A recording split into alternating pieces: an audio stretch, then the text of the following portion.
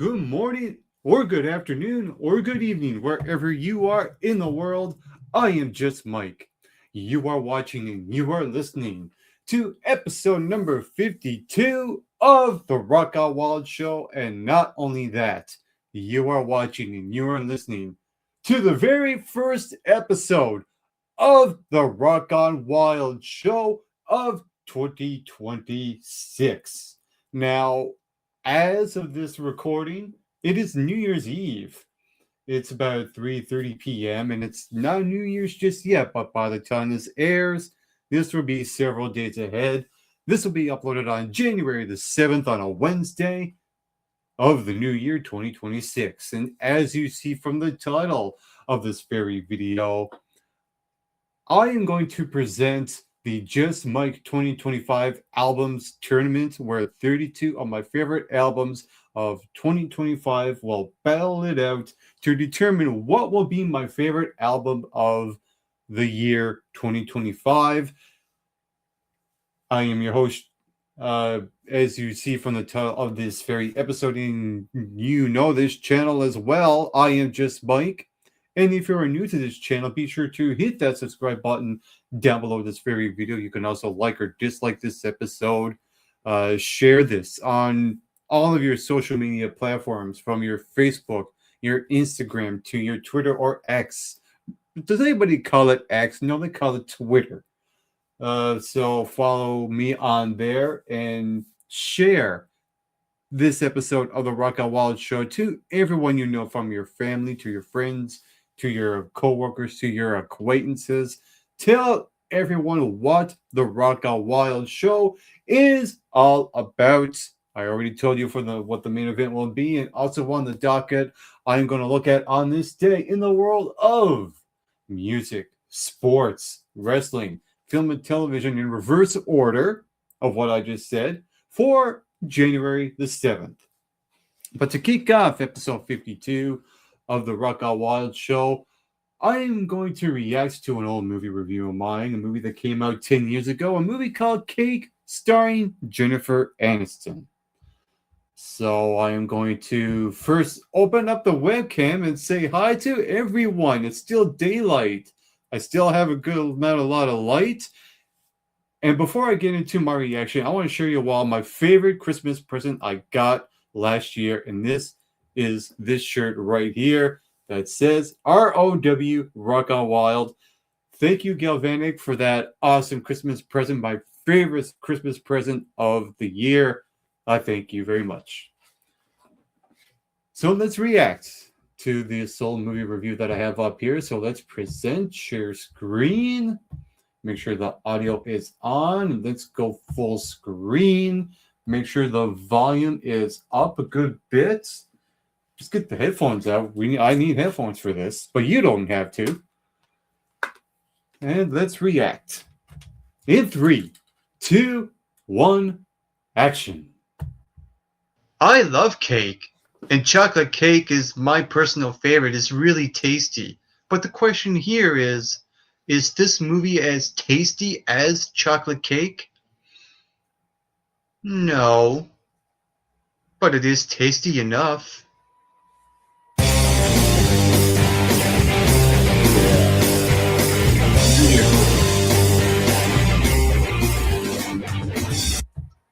Now, before I get into my reaction to my review for this, based on that intro alone, I'm going to guess the points I gave this out of 100, and I'm going to guess it a 61. I'm going to guess a 61. I might be off, but we'll see.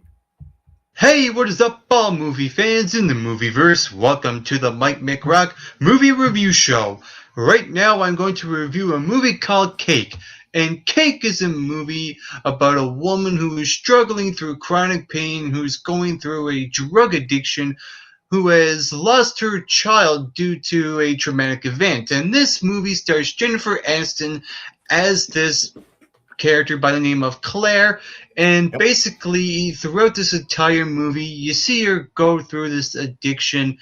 And it's a not bad character study. It's a good movie.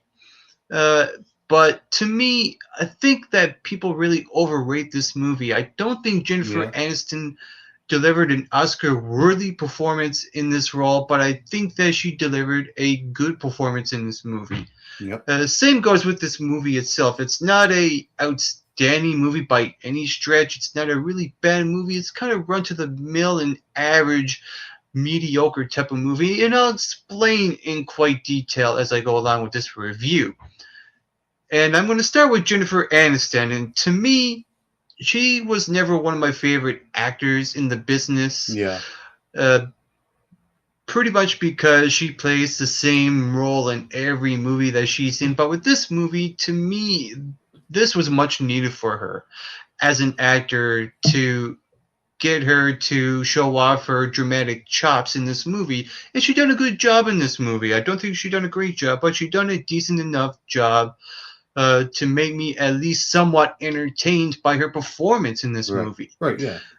My only issue with her character is that I think they could have done a lot more. Yes, she was suffering from chronic pain. Yes, she done a good acting job, but I think as a character, there could have been a lot more depth. We could have seen a lot more deeper and darker emotions when it comes to the addiction of drugs. That's my only issue I had with Jennifer Aniston's Right. character in the movie. Right. Also in this movie, you had Sam Worthington, who I thought was okay in this movie. I don't think he was the best choice, but Sam Worthington can play a good supporting actor, I think. Yeah, you can. We Yeah, also absolutely. had Anna Kendrick in this movie, who was playing the ghost in this movie. Oh, and And Kendrick, right. throughout this entire movie, you see Jennifer Aniston see this woman Nina who died from a suicide from drugs and addiction, Yep. and I like Nina's character more than Jennifer Aniston's character. I'm not really sure why, but that's just my opinion. And same goes with the nanny, the one taking care of Claire in this movie, Sylviana. The woman that plays this character, to me, deserves a lot more credit in this movie. I think she's very underrated, and I think probably is the show stealer in this movie. And you also have a really good cameo from Willie H. Macy. Even though he was only in it for a little bit, I think he was pretty good. So when it comes to the acting in this movie, it was not half bad. It was good. Nothing great. To me, I think a lot of people really overrate Jennifer Aniston's performance in this movie, but overall the acting was decent enough to make me sit through this 1 hour and 45-minute movie. Yeah, that's good and when enough. it comes to the movie itself, I thought it felt very slow. It was paced in a way that dull. it felt longer than it was, even though Right. it was an hour and 45 minutes long. Mm-hmm. I think that the cinematography in this movie looked pretty stunning. I thought that the way the setting was, the atmosphere was, the execution of the cinematography was good. The only thing that executed that wasn't all that great was the ending. And to me, like I said, the ending is the most important thing. Yeah, one of the most important things in movies. Yep. And it just felt more like a relief moment than an ending. It was like, okay, we got this step, so what's the next step? And we never really got there. Right. It was just one of those things where, yeah, okay, this happens, but it felt more like the start of something, the beginning of a transformation of her going back to being healthy again. And it just left me unsatisfied. Right. So I didn't think that the ending it just fell flat in my opinion. Right. So overall, this movie had some good elements in the movie. It did have a dull and boring vibe, but I could get past that because this movie did have some good elements. It wasn't the best movie so far this year, but it's not a bad one. And I will say Cake delivered 65 points out of 100. Off by 4 and points. If you saw this movie, what did you think about it? If you did, feel free to leave your comments in the comment section below. And you can also hit that subscribe button as well to get McRocked. Yeah, so as far as points go, when it comes to predicting these uh, movies, when I rate them out of 100, again, I'm not too far off, only by 4 points. I figured that I would have given this somewhere in that 60s margin, something that's just a little bit below average. And looking back at this review in retrospect, as well as the movie, I will not watch this again. I'm not a big Jennifer Aniston fan. I watched a little bit of Friends when it was on way back, but I'm not a diehard Friends fan at all. And when it comes to Jennifer Aniston and her roles, yeah, she does come across the same as she always does. And it looks like I did praise her a little bit more than I did with this movie here. So, yeah, a movie I wouldn't watch again. I mean, I said the word dull. I did not say the word boring, and there's a little bit of a distinction there. So that's pretty much the gist of that. That was my reaction to my review with Kate, starring Jennifer Aniston. And let's get into some of the things that you know you expect to be on the Rock Out Wallet show. And that is on this day. So let's present, share screen, and let's look at the very first one here. Let's look at what happened on this day in film and television for January the 7th. Going all the way back in 1894, William K.L. Dickinson captures Fred Ott's sneeze as a motion picture at Thomas Edison's Black Maria studio in West Orange, New Jersey. In 1925, James F. Hanley, Joseph Meyer, and Buddy DeSylvia's musical Big Boy starring Al Jolson opens at the Winter Garden Theater in New York City, and it runs for 56 performances. In 1950, Misha Pornoff, Wesley Pornoff, and Dunham McDonough's musical Happy as Larry, starring Burgess Meredith and Gene Barry, closes at the Cornet Theater in New York City after 3 performances. In 1955, WCIQ TV Channel 7 in Mount Chutiala, AL PBS begins broadcasting.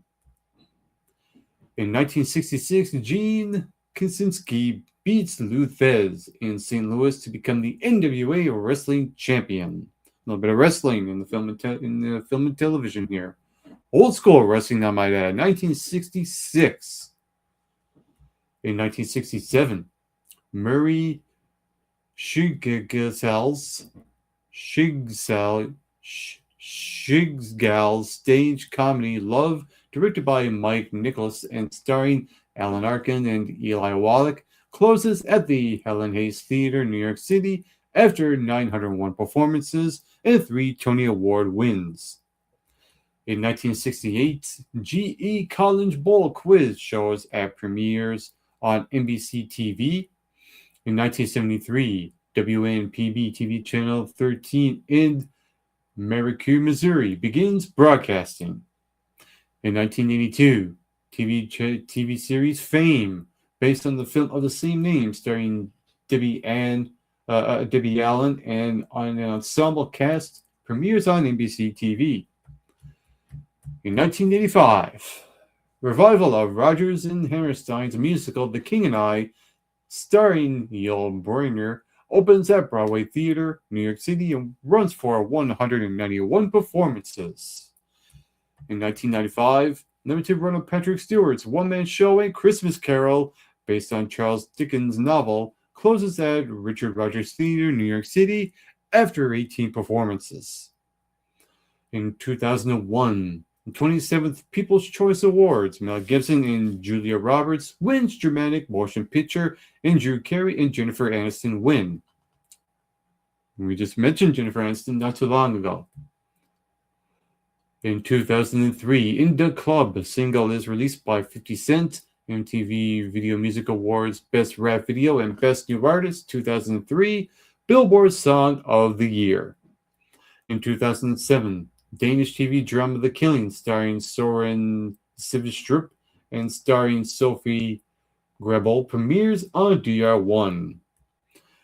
In 2008, 13th Critics' Choice Movie Awards, No Country for Old Men wins Best Film. And then I woke up. Horrible ending. Absolutely horrible ending.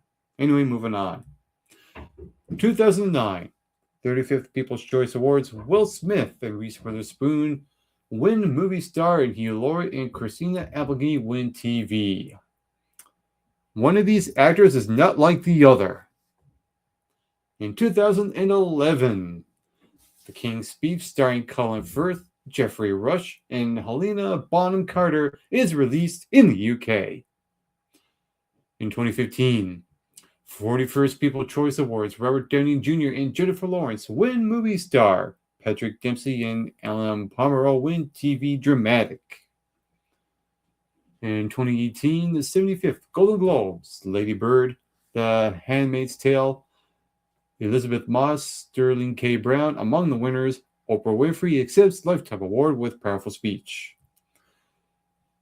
And in 2024, 80th Golden Globes, Best Film, Oppenheimer. Poor Things, Comedy Musical, Best TV Series, Succession, Best Director in Nolan We Trust, that be Christopher Nolan. Acting, Cillian Murphy, and Lily Gladstone. And those are all the things that happened on this day in film and television for January the 7th. Now let's take a look at what happened in wrestling for the very day that is January 7th. Here we have a picture of Triple H right there, his big comeback in his Canadian tuxedo. Let's see what happened here. So we went over that in 1966. Let's go to the 85 one here. In 1985, in the main event of NJPW, a Total Show in Sanama, Japan, the team of Antonio Inoki, Tatsuma Fujimati, and the Cobra beat the team of Hulk Hogan, Black Tiger 1, and Samala. In 2001, ECW held Guilty as Charged at the Hammerstein Ballroom in New York City.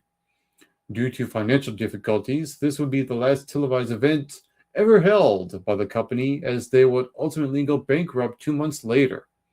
On the card, the Sandman defeated both Steve Corino and Justin Credible in a tables, ladders, chairs, and canes match to win the ECW World Heavyweight Championship before losing the belt to television champion Rhino in the main event later on in that evening. In 2002, WWF Monday Night Raw was held at Madison Square Garden in New York City.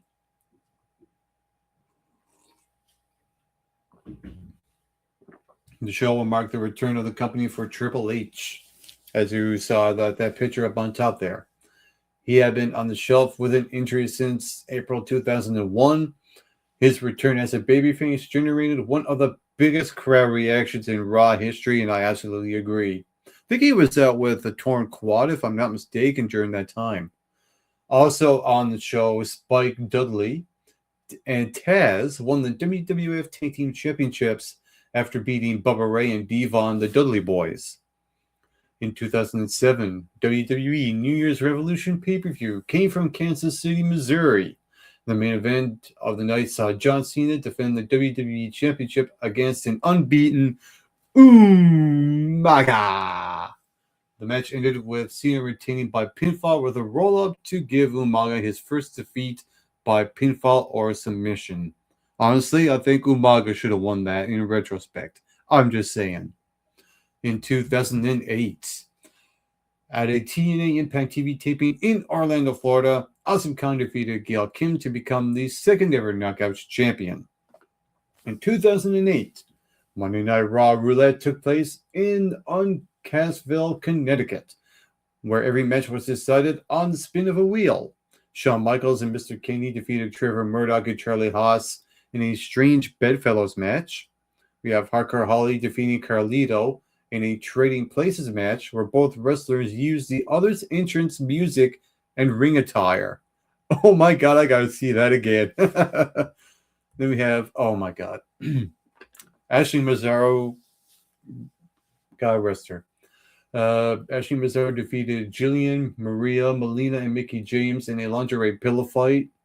Hopefully she'll get her due eventually. Triple H defeated William Regal in a First Blood match. Chris Jericho defeated Gene Snitsky and John Bradshaw Layfield by disqualification in a handicap match.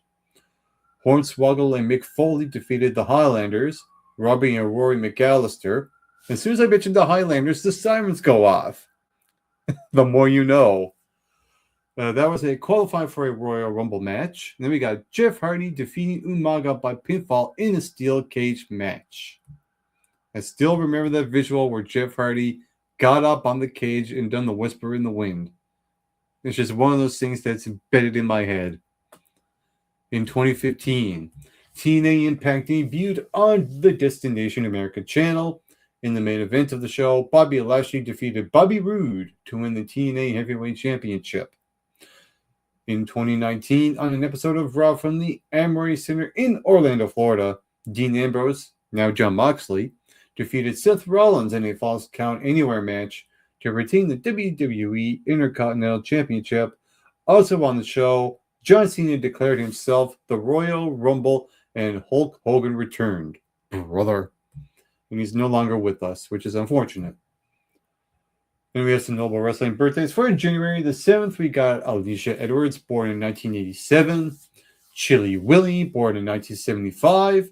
C.W. Anderson, born in 1970. And Chavo Guerrero Sr., born on January the 7th, 1949. And those are all the headlines for wrestling for January the 7th. Now let's take a look at sports. And I know there's going to be a lot here, so let's brush right through them. On January the 7th in sports in 1899, Walter Camp publishes his first All-American football team in colors. In 1910, Stanley Cup Days Arena, Ottawa, Ontario. The Ottawa Senators beat Galt, Ontario, 3-1 for a 2-0 sweep of Challenge Series. In 1927, Harlem Globetrotters play their first game in Hinckley, Illinois. In 1932, first game played at Orchard Lake Curling Club, Mitch. In 1936, tennis champs Helen Moody and Howard Kingsley volley 2,001 times, 1 hour and 18 minutes. In 1947, Australia versus England at MCG drawn in 6 days, first cricket drawn in Australia since 1882. In 1955, 20-year-old future world heavyweight boxing champion Floyd Patterson scores a 5th-round TKO of Willie Troy in a non-title super middleweight bout at New York's Madison Square Garden. In 1961, first NFL playoff bowl, runner-up bowl, Detroit beats Cleveland 17-16. In 1962, first AFL All-Star Game, Balboa Stadium, San Diego, California. Western Division beats Eastern Division 47-27. MVP Cotton Davidson, Dallas Texans QB.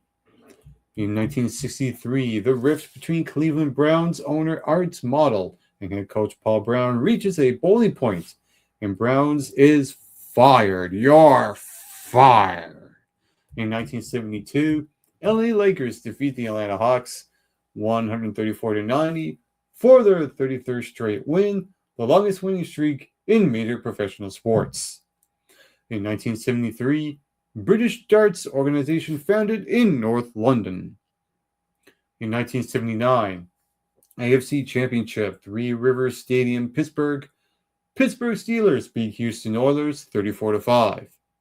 Also in 79, NFC Championship, LA Memorial Coliseum, Dallas Cowboys beat Los Angeles Rams 28-0. In 1980, Minnesota North Stars and Philadelphia Flyers NHL record 35-game unbeaten streak with a 7-1 win at Met Center in Bloomington, Minnesota.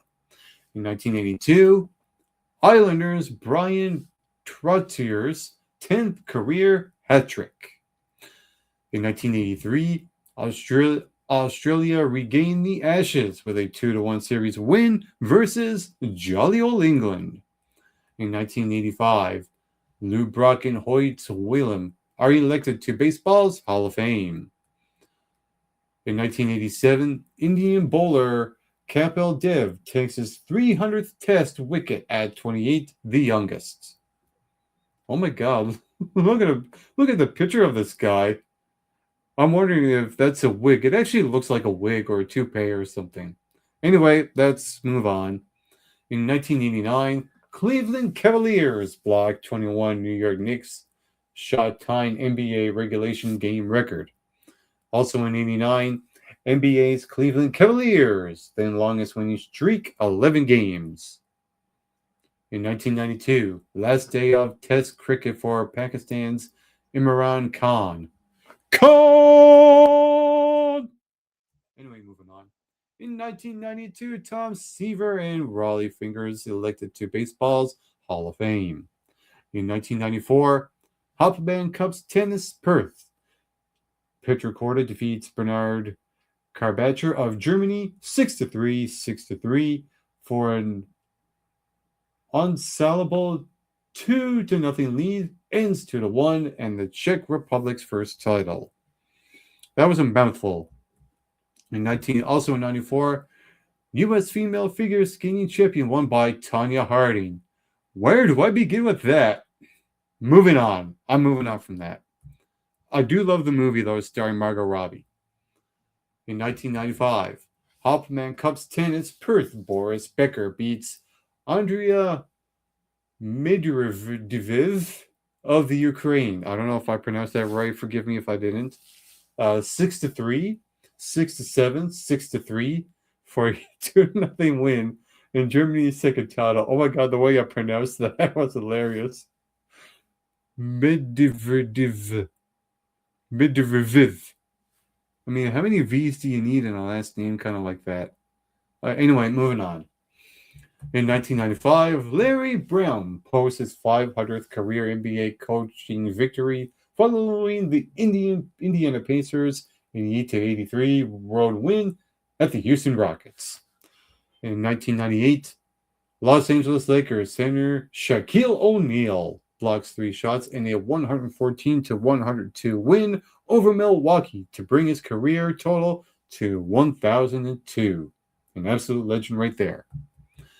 In 1999, NBA Board of Governors unanimously ratifies a new 6-year collective bargaining agreement between the league and the National Basketball Players Association. In 2007, good time jump here, Phil Jackson wins his 900th game as head coach, becoming the fastest coach to reach 900 career wins. In 2008, college football 10th BCS National Championship, Louisiana Superdome, New Orleans, number 2. LSU beats number 1 Ohio State 38-24. In 2010, college football 12th BCS National Championship, Rose Bowl, Pasadena, number 1 Alabama beats number 2 Texas 37-21. In 2012, Hopman Cups tennis, Perth, Thomas Burditch beats Frenchman Richard Gasquet 7-6 and 6-4 for an unassemblable 2-0 lead and second title for Czech Republic. In 2013, college football 15th BCS National Championship, Sun Life Stadium, Miami Gardens number 2 Alabama beats number 1 Notre Dame 42-14. And also in 2013, FIFA Ballon d'Or, Barcelona forward Lionel Messi wins award for a record 4th consecutive year. U.S. forward Abby Wambach wins Women's Award. In 2017, Hopman Cups tennis Perth, French pair Christina Mladenovic and Richard Gasquet beats Americans Coco Vanderweek and Jack Sock 4-1, 4-3 to clinch 2-1 win, second French title. Or correct me if I did not pronounce those correctly as well. Also in 2019, College Football National Championship, Levi Stadium, Santa Clara number 2, Clemson beats number 1 Alabama 44-16. Also in 2019, rain ruins last 2 days of 4th cricket test in Sydney, and as India wins series 2-1, become first Asian side to win a test series in Australia 71 years. after the first Indian touring team in 1947 to 48. And those are all the things that happened on this day in the world of sports. And for the final installment for On This Day, we're going to take a look at music for January the 7th in history. Nice to see there, picture of one of the greatest rock drummers of all time, Neil Peart, or Peart, depending on how you pronounce it. Rush drummer Neil Peart passes away on this day in music, January the 7th. He was the drummer and lyricist for Rush and one of the rock's greatest percussionists, following a battle with brain cancer. He died at 67 years old, it says there. Known for his technical prowess, Peart was revered for his epic live solos, which would often include unusual time signatures and complex arrangements. That's an understatement to say the very least. During the 50-year tenure, Rush became one of the most respected and musically dynamic bands of the prog rock era, transcending genre and influencing multiple generations of artists, including Metallica, Iron Maiden, the Smashing Pumpkins, Red Hot Chili Peppers, and Nine Inch Nails. The Juno Award-winning band was inducted into the Rock and Roll Hall of Fame in 2013 and the Canadian Music Hall of Fame in 1994. And I highly recommend you to watch the Rush documentary Beyond the Lighted Stage. That's a topic I'd like to go over for a future episode of the Rock and Wild Show eventually. In 1971, Black Sabbath released their second studio album, Paranoid, in the US. Rocky Road! With a fan favorite like War Pigs, Iron Maiden, and the title track, the album cemented their status as heavy metal giants.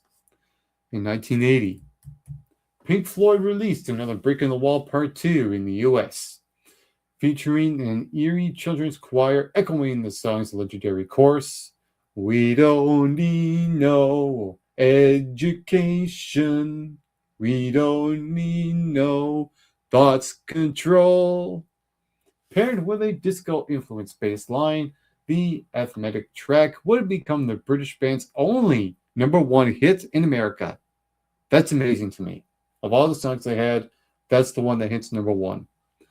In 1994, future Britpop superstars Oasis began recording their debut, Definitely Maybe, at Monroe Valley Studio in South Wales. Released in August of that same year, the album became a global phenomenon, eventually selling over 12 million copies. And I will not look back in anger when I read that again. No pun intended. In 1972, David Bowie released Changes as a single off his fourth studio album, Hunky Dory. Considered to be among the artist's best works, the song offers a reflection of creative renovation and individualism. Decades later, in 2006, Bowie would close his final live performance with that very tune. In 1955, Bill Haley and his Comets founded the tune Rock Around the Clock, entered the UK charts for the first time, where it peaked at number 17. 7 months later, it would be the first rock and roll song to top the US charts, while in November, it would also hit #1 in the UK. Over the next few years, the track will continue to re-enter the UK charts, eventually becoming the territory's first single to sell 1 million copies, if you're Dr. Evil. 1 million copies. And in 1998, record producer Owen Bradley passed away at the age of 82. As an architect of country music, Bradley collaborated with such foundational artists as Patsy Cline, Brenda Lee, Loretta Lynn, Lenny D, and one of my favorite country artists of all time, Conway Twitty. We have some birthdays for January the 7th. Born in 1937, we have Paul Revere from Paul Revere and the Raiders. Born in 1948, Kenny Loggins. Kathy Valentine from the Go-Go's was born on this day in 1959. John Andrex for Five for Fighting I'm sorry if I mispronounced that. Was born on this day in 1965. And from Lone Star, John Rich was born on January the 7th, 1974. Those are all the big highlights for music for January the 7th. And I do believe it is about that time for the main event of this very episode, the first episode of the Rock Out Wild Show in 2026. We're at 35 minutes in. I think it's only fitting that I end with a music topic. Now, on the very first episode of the Rock Out Wild Show, I ended with a music topic called What Music Means to Me. And I think it's appropriate that I end the first episode of the Rock Out Wild Show in 2026 with a music topic. Music is what I do. So, with that being said, let's present, share screen, and let's look at what the main event will be. So, this is something I like to call the Just Mike 2025 Albums Tournament. Now, in 2025, I've listened to about 60 or 61 releases that year, and I've narrowed it down to 32. And I basically, how I've done this was I think about what could be my final four and my final two, and I work from there. I work from the top and I work from the bottom to get this list going. And then once I put all the seeds in, the random seeds, well, they're obviously not random. I put them against like number 1 and 32 and stuff like that. But you get the idea when you see the numbers up here. So here are the I went over this on my live stream on December 30th of what the first round matches are. So let's go over these. Metal Fourth by Baby Metal will take on a Spiral by Epica. Black Santa by Raven Black will take on Violent Nature by I Prevail. The Sky, the Earth, and All Between will take by Architects will take on Classics Volume 1 by the Rock Orchestra. And as I go along, once I do the results, I'll probably mention why I will choose one over the other as I do this. We have Liv Christine's album here, Amara Vincent Amina, taking on Sleepless Empire by Lacuna Coil. Then we have Duel by Ginger, taking on Blood Dynasty by Arch Enemy. Then we have Armageddon by Workings, taking on Tsunami Sea by Spirit Box. Then we have Prophecy by Edge of Paradise, taking on God of Angels Trust by Volbeat. Cross Me Twice by Sixth Sense, which was a debut album for them, by the way. It's really, really good. I highly recommend it.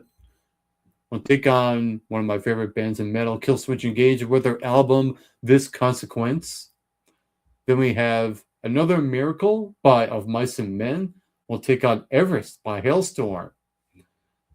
And we have more first round matches here. We have 1,000 Little Deaths by Blackbriar, taking on Black Magic by Royal Lynn. Then we have Better Broken by Sarah McLachlan. Yes, Sarah McLachlan came out with an album this year, and it's pretty good. It's old school Sarah McLachlan.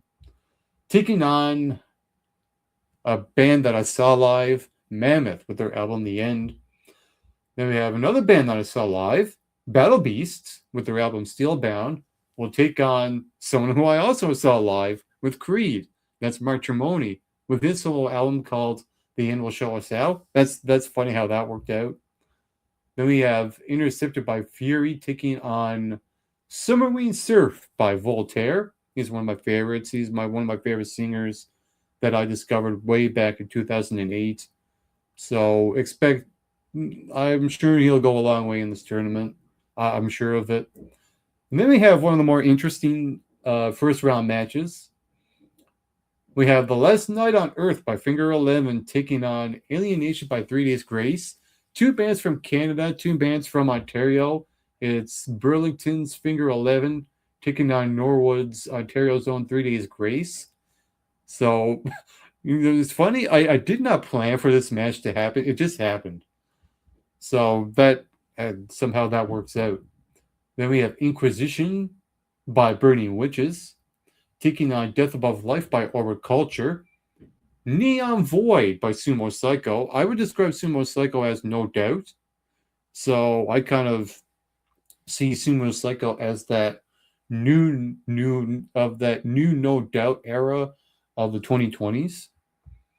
And that album will be taking on Zinth by Bleed From Within, my favorite Scottish metalcore band. So let's go back to the first round matches in this tournament, and let's get this going. So the first match here. Let's verify the winner between Metal Fourth Baby Metal and Spiral by Epica. To me, there's only one real answer to this, and it's not even close. The winner of this match is a Spiral by Epica. I'm going to submit that score. A Spiral by Epica moves on to the second round. And then we have Black Santa by Raven Black versus Violent Nature by I Prevail. This will be a bit of a close match. I do like Raven Black. They're really good gothic metal, in my opinion. I Prevail. I've always liked I Prevail as a good metal band as well. They used to have two singers. Now they're down to one singer. Brian left. Probably a bit of a band politics. But as far as their music goes, they've always been consistent throughout. So I really like their music. But I also do like gothic metal as well. This one can go either way. This one is really, really close. But if I had to pick one, I'm going to go for my gothic metal band, Raven Black, for the upset. So that will be a second round match once I get to it. Spiral by Epica taking on Black Santa by the Raven Black. That will be not too long in this tournament. Next round, next matchup here. The Sky, the Earth, and All Between by Architects, taking on Classics Volume 1 by the Rock Orchestra. Now, Classics Volume 1 by the Rock Orchestra has a lot of great covers on there. They're a band that they're all strings and percussion, no guitars at all. And they do really, really good covers from Enter Sandman and Stairway to Heaven and Killing in the Name, Nothing Else Matters, and Zombie. Oh, and Bring Me to Life is one of my favorites on there too. And Architects came out with a really good album this year. But if I had to pick one, it's the Rock Orchestra. Moving on to the second round. Then we have a really good matchup between two of my favorites in metal of all time. Liv Christine, who's a former lead singer of Leaves' Eyes, has a solo album called Amar Vincent Amina. Really, really, really good solo album for her. But she's taking on Lacuna Coil, Sleepless Empire. And if I had to pick one, I got to go with Lacuna Coil. So Lacuna Coil, Sleepless Empire moves on to the second round. They will be taking on the Rock Orchestra in the second round. We'll get to that in just a bit. Then we have Duel by Ginger, taking on Blood Dynasty by Arch Enemy. To me, there's only one answer to this, and it's not even close. This is one of my favorite albums of the year, and I have a feeling this will go far. And that is Blood Dynasty by Arch Enemy. It sucks that the singer is no longer with the band, but I'll always like their music no matter what singer they have. So let's submit that score. So Blood Dynasty by Arch Enemy moves on to the second round. But what album will they take on? It's going to come down to Armageddon by Workings or Tsunami Sea by Spirit Box. Workings, a spin-off band from the band Serenity. I really, really dig their music. But I think the real winner for this is Tsunami Sea by Spirit Box. I got to go with that. So Spirit Box, Arch Enemy. That's an appropriate second round match. Then we have Prophecy by Edge of Paradise taking on God of Angels Trust by Volbeat. This is one that's not even close. This is going to be a clear winner here. Even though I do like Edge of Paradise, the amount of years I've been listening to Volbeat is unparalleled, so I got to go with Volbeat here. That album is a big standout for me in 2025. And as far as this first round match goes, again, this is an easy one as well. Sixth Sense are a band that are just starting to get going, but they're up against a big powerhouse here in Killswitch Engage. Known Killswitch for a lot of years. And as far as both albums go, I mean, Sixth Sense has a good debut album. I'm not going to knock them. It's a really, really good. I highly recommend it. But to me, the winner of this match is This Consequence by Killswitch Engage. They have a lot of great tunes on there. So I'm going to go with that. And look at that. What an awesome stick around match between Volbeat and Killswitch Engage. I will get to that when I get to that in this very episode. The next first round match, we have another Miracle by of Mice and Men taking on Everest by Hailstorm. There was only one real winner with this match here, and that's Everest by Hailstorm. With songs like Everest, the title track, and Darkness Always Wins, Rain Your Blood on Me.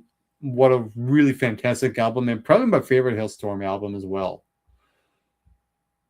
But what album will that take on in the second round? Well, that'll be up to 1,000 Little Debts by Blackbriar or Black Magic by Royal Lynn. This one is a tight match. This one can go either way.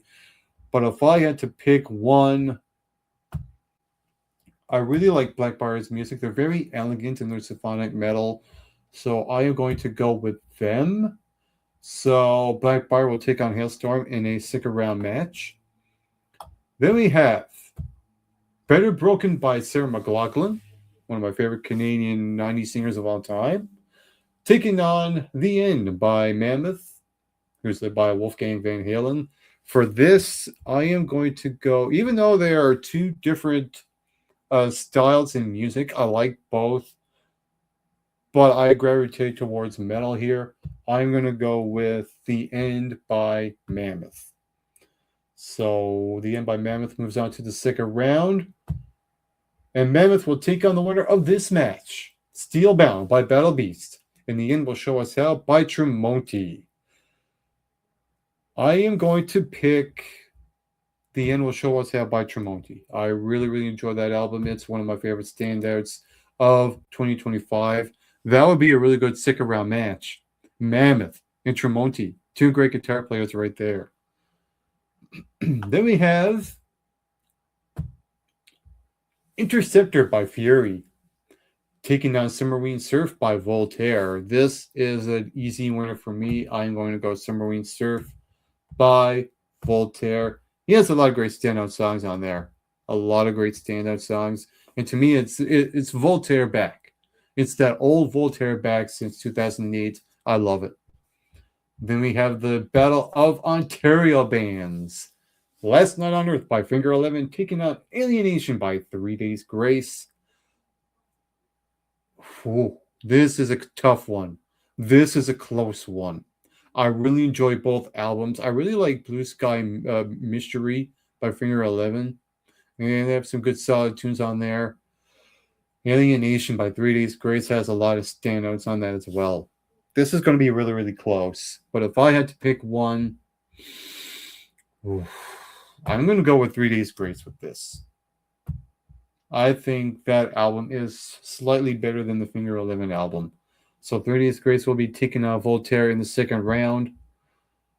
Then we have Inquisition by Burning Witches, taking on Death Above Life by Orbit Culture.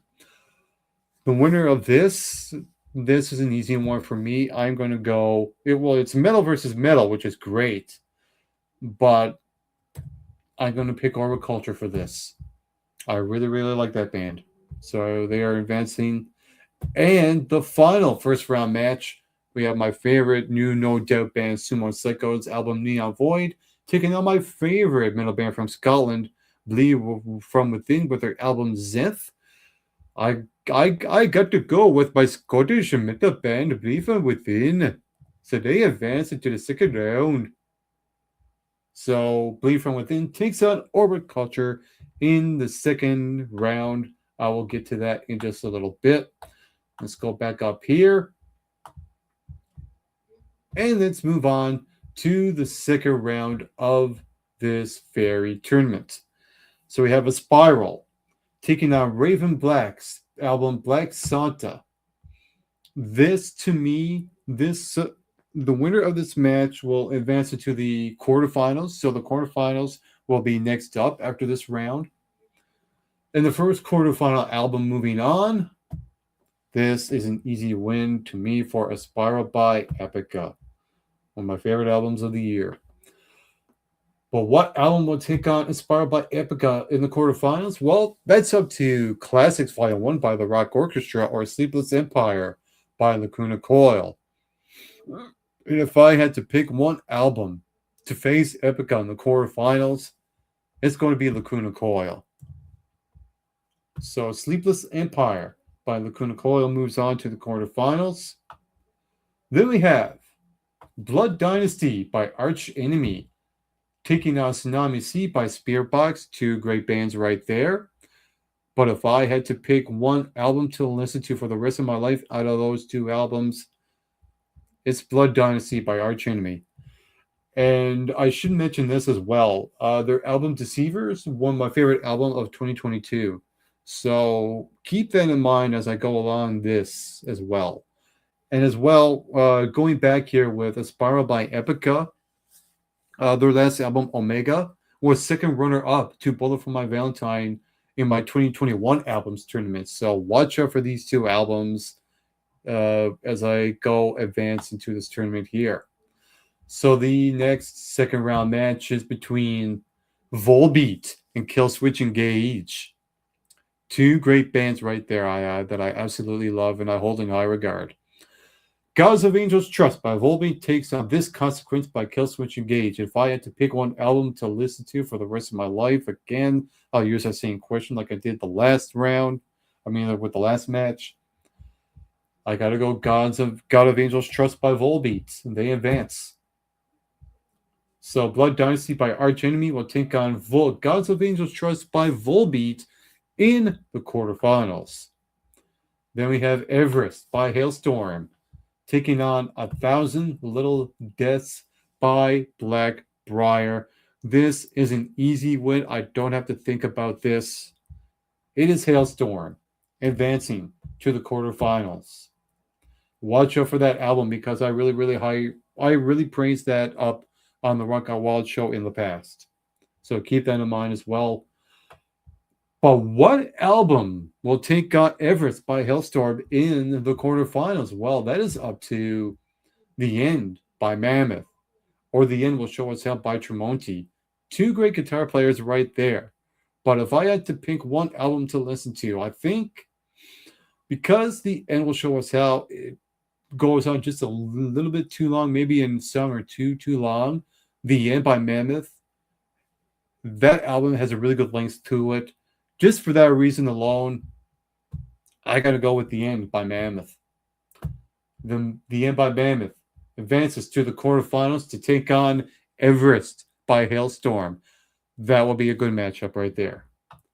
We have two more second-round matches here. We have Submarine Surf by Voltaire taking on Alienation by 3 Days Grace. This is a good match, but this to me is another easy one to pick. I'm going to go with Voltaire. So Voltaire advances into the quarterfinals. And the final album to advance into the quarterfinals in the Just Bike 2025 Albums Tournament is the match between Death Above Life by Aura Culture and Zenth by Bleed From Within. This one is going to be really, really close, but I am going to go with my favorite Scottish metal band, Bleed From Within. Zenth advances. So they make up the quarterfinals. They will take on Voltaire's Submarine Surf. So let's go all the way back up again. Let's look at round 3. That is the quarterfinals of this tournament. A Spiral by Epica takes on Lacuna Coil. What album will advance into the semifinals? Well, that very album will be A Spiral by Epica. But what album will take on A Spiral by Epica in the semifinals? Well, that will be the winner of this match. Blood Dynasty by Arch Enemy versus God of Angels Trust by Volbeat. And if I had to pick one to face Aspira by Epica in the semifinals, that very album is Blood Dynasty by Arch Enemy. So Aspira by Epica will take on Blood Dynasty by Arch Enemy in the semifinals of this tournament. In the other semifinal match, what will make up the second semifinal match of this tournament?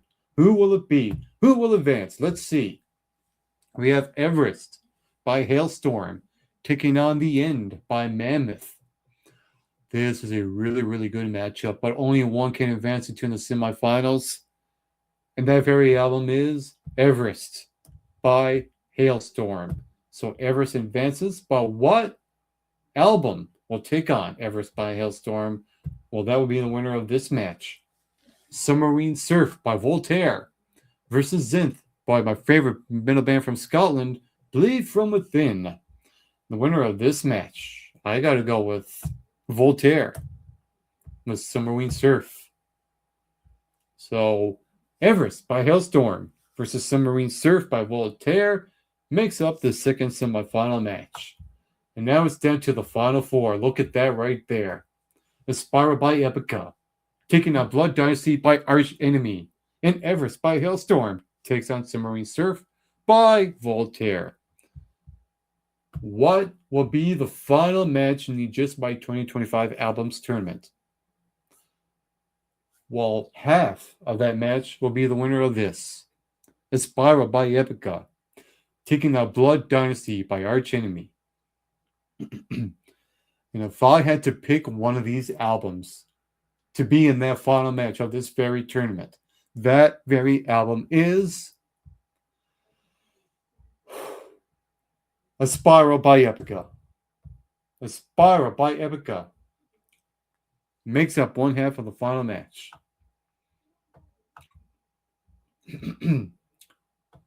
But what album will take on Aspira by Epica? Well, that would be the winner of this. Everest by Hailstorm, taking on Voltaire's album Submarine Surf. This is a really, really close matchup. I love both of these albums. But if I had to pick one out of these two, it has to be Everest by Hailstorm. Everest by Hailstorm versus Aspira by Epica is the final match of the Just Mike 2025 Albums Tournament. And the winner of the very final match, the winner of the 2025 Mick Rock Albums Tournament goes to if I can insert a drum roll, I would have it right here. Well, actually, let's try this. Drum roll, please.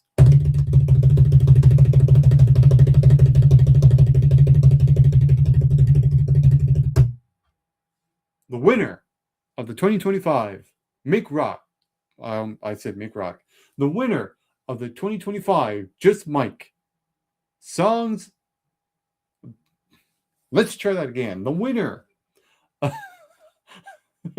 Write these down as they go along. These are great bloopers if I ever do a blooper highlight reel, if I ever get around to do one.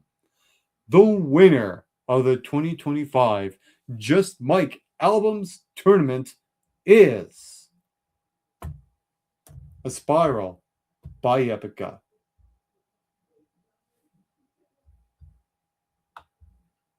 In the tournament, and there you have it. Epica, Aspira is the winner with 5 wins. In second, Everest Hailstorm with 4 wins and 1 loss. And tied for third, Blood Dynasty, Arch Enemy, and Submarine Surf by Voltaire. If I had to pick one to be that bronze medal, I think it would have to be Voltaire. Yeah, it would have to be Voltaire. So, Aspira by Epica is my favorite album of 2025. That was the main event of this very episode. And this has been episode number 20. I almost said 20. And this has been episode number 52 of the Rock Out Wild Show. I want to thank you all for tuning into this very episode. It's the first episode of 2026. And I'm going to leave you all with a quote. And it goes something like this: the final day of the year invites you to look back with gratitude and forward with hope. Reflect on your strength, the lessons you gained, and the progress you made.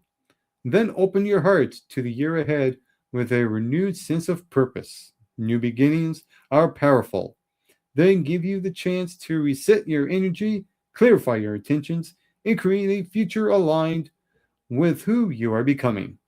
Step into the new year with courage, trust, and excitement.